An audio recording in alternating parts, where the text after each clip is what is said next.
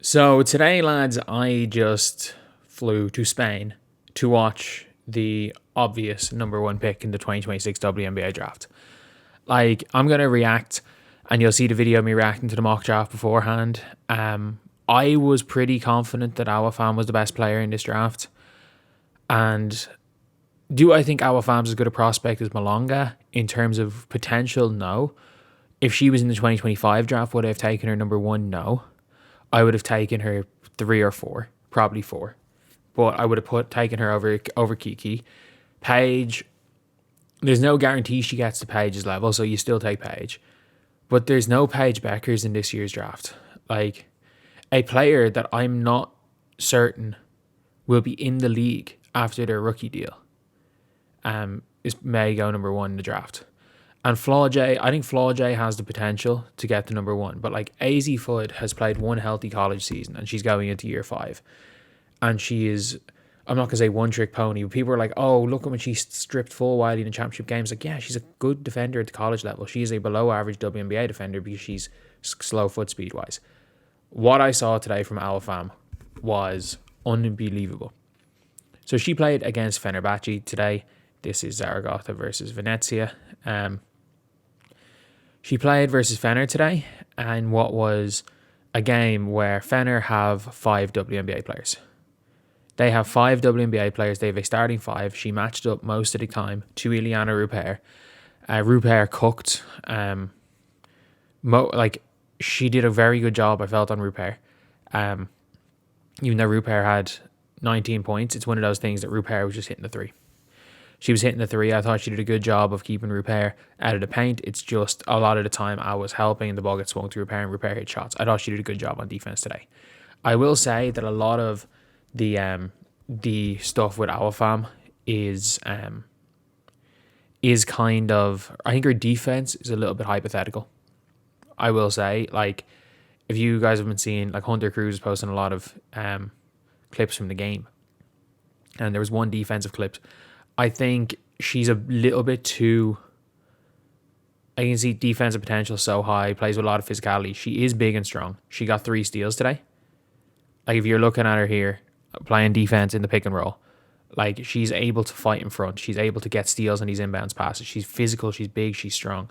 But the thing is that, like, I feel like she's very deliberate in how she stunts. Like, she almost overcommits to the stunt while not committing enough to the blitz. She kind of does something in between a hard hedge and a blitz, and it does throw her out of position quite a bit on the defensive end of the PNR. But like, it's a slight adjustment. It's not like a KK Timpson where she just throws herself out of play. But like, if you're looking at her, like, there's some other defensive possessions right here where she just was able to just make reads. She was just able to be a solid player in help side. The only thing is that she's not a shot blocker. So that's one of those things. She's not much of a shot blocker, but she's a solid defender. If you put a shot blocker beside her, like if you have a shot blocking 4, she's going to be great. She'll be a great defender because she can actually guard. But if you look at her highlights, she was unbelievable today. So I didn't actually get any of the highlights of her actually playing. She's there hitting threes. She's hitting threes. Like, these are off inbound plays in rhythm. Really nice looking jump shots. Coming in on the short roll, easy layup. Like, she's hard to guard because she's able to hit those like pop shots from mid. She's able to shoot the mid a bit. She's able to shoot the 3. Her jump shot is very, very like not replicable. It looks like it's going to translate. She got 3 steals as well. And the funny thing is that, like, you can see here, she's actually, her ability to get down the floor, just look at her run. She's not the fastest. I'm going to say that. She's absolutely not the fastest because when she was in a straight sprint, she lost to Monique Billings, who is a fast big man. But she's not like Malonga, who just outruns everybody. These are completely different prospects. Like, Awa Fam is closer to Aaliyah Boston than Dominique Malonga. Like, I've seen, like, I was courtside for the game. And you can see from some of the clips that I'll be showing here. But I was courtside for the game. I kind of stood up as the players were walking by me at halftime, just so I can kind of gauge the height. Awa Fam is fucking huge. Like, she's 6'5". Like, she is a basketball listing 6'6". She's legit 6'5". Like, because I'm 6'1". She was so much taller than me. Like, the seat I was in was like like I was 2 feet away from the players as they walked by to go in at halftime. Like, I, the ball landed in my hands 3 times during the game. Like, it's not a. It was. I was so close to the court, so I can really get a gauge for how tall players are. And like, Rupert's 6'4". Awa's at least an inch taller than Rupert. So is Monique Billings. Awa's about 2 inches taller than Monique Billings. Awa towered over Raquel Carrera, who's 6'3". I think she's legit 6'5", basketball 6'6", 6'7". Like, she's probably 6'6" with shoes. Like, she towered over me. Like, she's probably taller than her brother. I think her brother's like 6'5". Her brother plays in Ireland, like. But no, she's huge. And she's physically as big as anybody. Like, she was not bullied at all at 19. Like, she is the most polished 19-year-old. She's probably the most WNBA ready 19-year-old since Paige Bueckers. Like, as good as Caitlin was not WNBA ready at 19. Paige could have gone to the W at 19. Juju could have gone to the W at 19.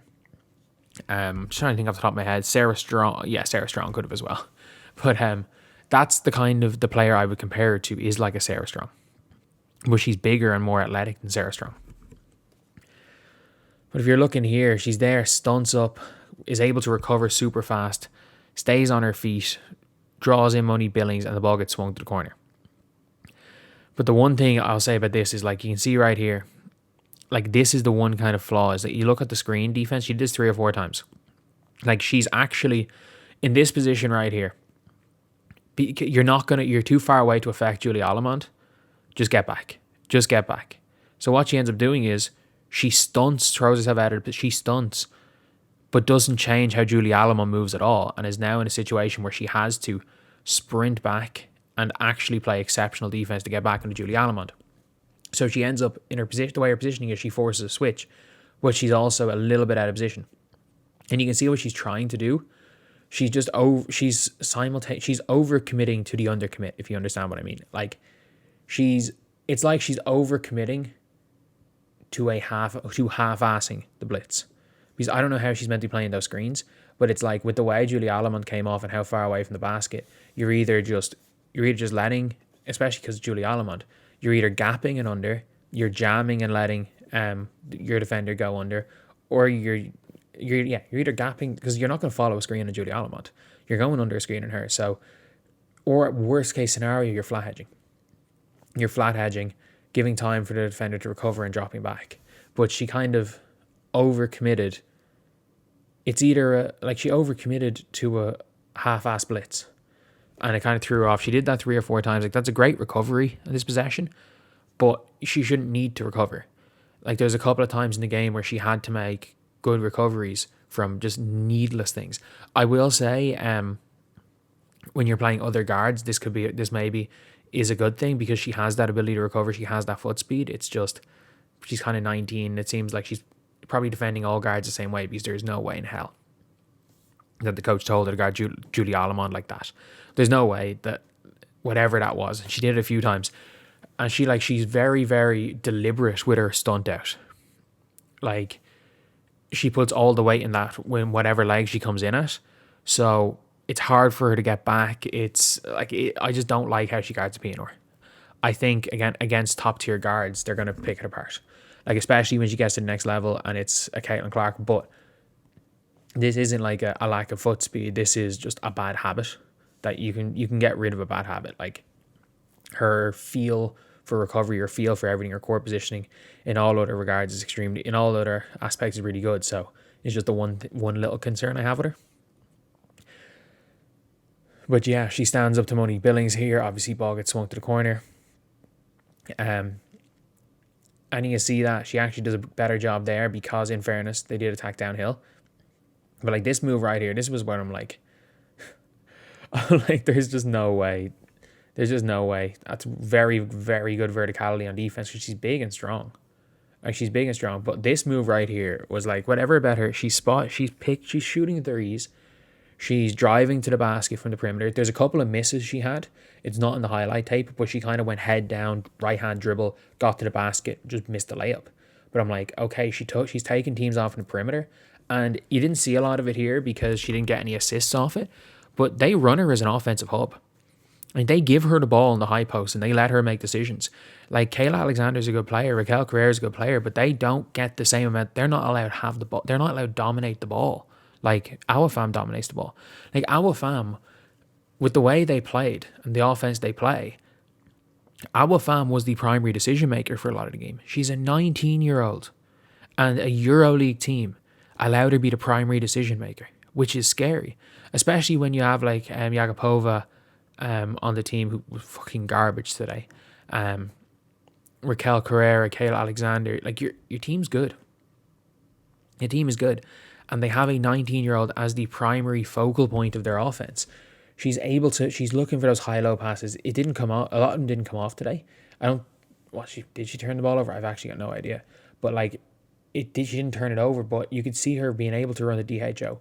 Like for me, it's like her ceiling is this makes it sound like she's going to be the best player in the world, but like Aaliyah Boston, like she's part Aaliyah Boston, part Aja Wilson, and I don't think she's gonna be as good at being Aaliyah as Aaliyah or as good at Aja, but like she reminds me the way she can attack the basket, she can score from anywhere, she can shoot from mid, because you've seen against weaker opposition, she's able to shoot that fade away in the post so well, like Aja. She's not quite as quick as Aja. She doesn't have that head down ability of Aja, but like her ceiling is like all MVP. That is what her ceiling is an MVP in the WNBA. I don't know if she will. I think her floor is good starter. Whereas I think for Lauren Betts, her ceiling is good starter and her floor is out of league in 4 years. I think AZ Fudd's ceiling is all-star. Floor is Katie Lou Samuelson in there just to shoot threes. But I think Flaujae's and Tanaya Latson, their ceiling is like Kelsey Mitchell. Their floor is out of the league in 5 years. Their floor is they turn into fucking just dynamic bench players. Like that's kind of their median outcome, is just these elite six men. But if you are not taking Awa Fam, I mean this. It's like Awa Fam last season, 4 of 32. Awa Fam through 4 games, 3 of 5. She's rapidly improving every aspect of the game. This is not a raw prospect. No.